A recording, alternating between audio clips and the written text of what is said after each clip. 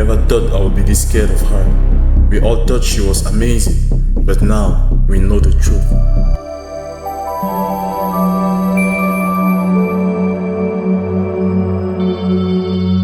In a small town, everyone liked Sarah. She was the new girl in school and instantly became the center of attention. She had big brown eyes and a smile that made everyone like her. Sarah was friendly, always helping out and making people laugh. Everyone wanted to be her friend, especially the boys. They were always trying to impress her, bringing her gifts and asking her out. I was just another kid in school, noticing how everyone was happy around Sarah. One day, I saw Sarah talking to Tim, the school star athlete. They were smiling and laughing near the cafeteria. Tim was boasting about his latest game, and Sarah seemed genuinely interested. They started hanging out more, and rumors flew around that they were dating. Soon after, I noticed Sarah spending time with Jake, the class clown. He made everyone laugh, and she seemed to enjoy his jokes. They often sat together during lunch, sharing sandwiches and exchanging jokes. Jake was smitten, and everyone thought they made a cute couple. But the interactions didn't stop with Tim and Jake. Sarah was also seen with Liam, the shy boy who kept to himself. She encouraged him to join her conversations and to be more social. Liam was over the moon when she agreed to study with him after school. One afternoon, Sarah invited a group of kids over to her house for a swim. I was there too, watching everyone have a great time. Sarah was being a perfect hostess, making sure everyone was having fun. I noticed her talking to Noah, the quiet one from our science class. They seemed to be getting along well, but something fell off. A week later, the terrible truth came out. Sarah wasn't just being friendly. She was also collecting secrets about everyone she interacted with. She knew things about Tim's family's issues, Jake's insecurities, Liam's hidden talent, and even Noah's fears. Sarah wasn't a friend, she was a spy. Our teachers did something digging and found out Sarah's father was paying her to get information for his business deals. She was just using us to get what she wanted. When the news spread, our small town was in shock. We all felt betrayed. Seeing how everyone reacted, Tim's anger, James' sadness, Liam's confusion, and even Noah's was heartbreaking. None of us spoke to Sarah again. She quickly moved away, leaving behind a trail of broken trust.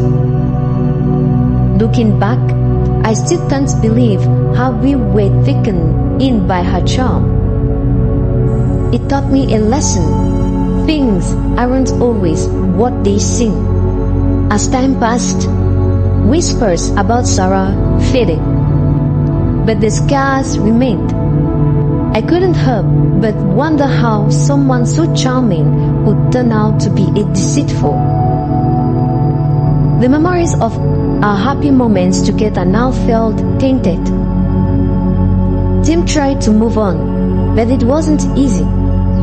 I saw him staring out of the window during lunch, lost in his thoughts. One day, I approached him. "Are you okay?" I asked. He sighed. "I just thought she was different. I guess I was wrong." It was painful to see him hurt. After some time, our group began to heal. We focused on building real friendship and being there for each other. I saw Tim laughing again, and it warmed my heart. I realized that while Sarah had hurt us, it had also brought us closer. One afternoon, we sat in the park, reminiscing about good times.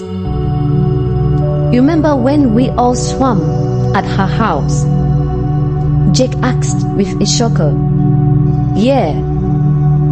How she made the terrible punch. Tim laughed. It felt good to share those memories, even if they were mixed with pain.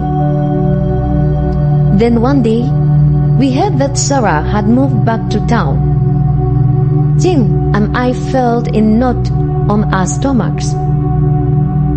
What if she tries to come back? I asked. Tim shook his head. I didn't think I can face her again.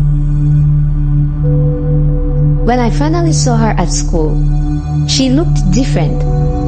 Her smile was gone, and her eyes seemed sad.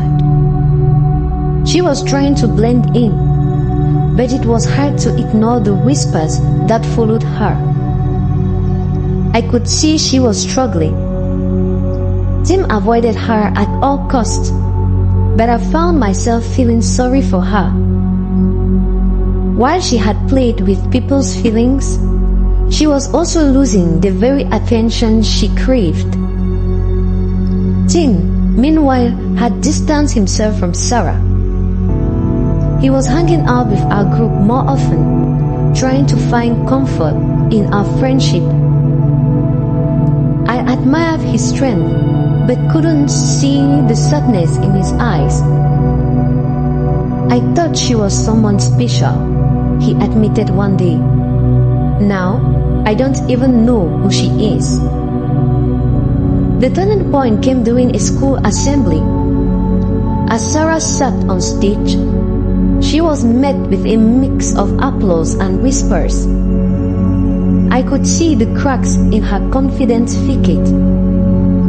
Her smile seemed forced, and I couldn't help but wonder if she realized the impact of her actions. Then, one fateful day, everything came crashing down. A rumor spread that Sarah had been lying about her past. A girl from another school claimed that Sarah had cheated her out of a friendship, making up stories to win people over. The news hit the school like a shockwave. Tim and I were stunned when we heard. Is it true? She asked, disbelief written all over his face. I didn't want to believe it, but I knew I had to find out. We decided to comfort Sarah together, hoping to get the bottom of the story once and for all. When we found her, she was surrounded by a group of students, all demanding answers. Tim stepped forward. Sarah, is it true? Did you lie about your past? Everyone went silent, the tension thick in the air. For the first time, Sarah looked unsure. I didn't mean to hurt anyone, she stammered. I just wanted to fit in. Her confession felt like a punch in the gut. I had always suspected something was off, but to hear it from her was shocking. The crowd began to murmur, and I could see the disappointment in Tim's eyes. The days following the big reveal were tense. Students began to turn away from Sarah. The attention she had once thrived on was now a source of isolation. Tim was hurt, but he also felt a sense of relief. He no longer had to chase after someone who wasn't real. Sarah tried to reach out to some of us, but it felt forced. I'm still the same person, she insisted. But we all knew it wasn't true. The trust she had built was shattered, and it felt like she was fighting a losing battle. One afternoon, I spotted Tim sitting alone in the park. I joined him and he opened up his feelings. I thought she was someone special, he said, looking at the ground.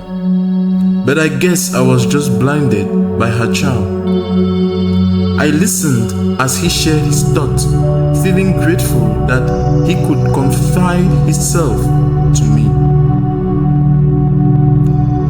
As we talked, I realized that while Sarah had hurt many people, she had also taught us a valuable lesson about trust and authenticity.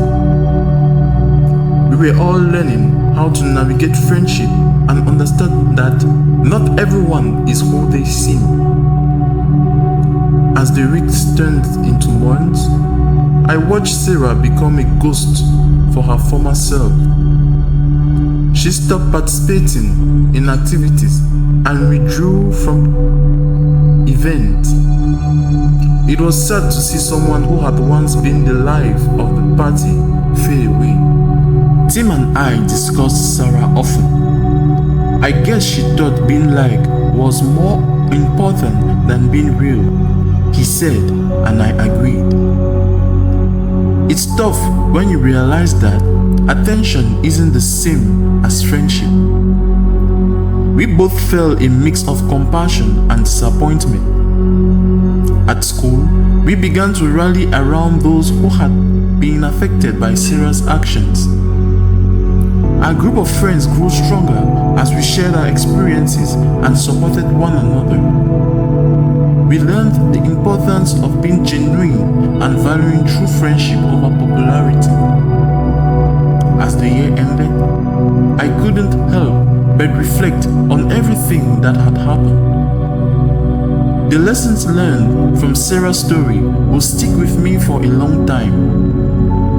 I hope that one day she would understand what it meant to be truly liked for who you are, not just for how you look or how popular you can be. Months later, as the school year was wrapping up, we would have a reunion event. I was nervous about seeing Sarah again, but I knew it was part of the healing process. Tim decided to come with me, and together we braced ourselves for whatever might happen.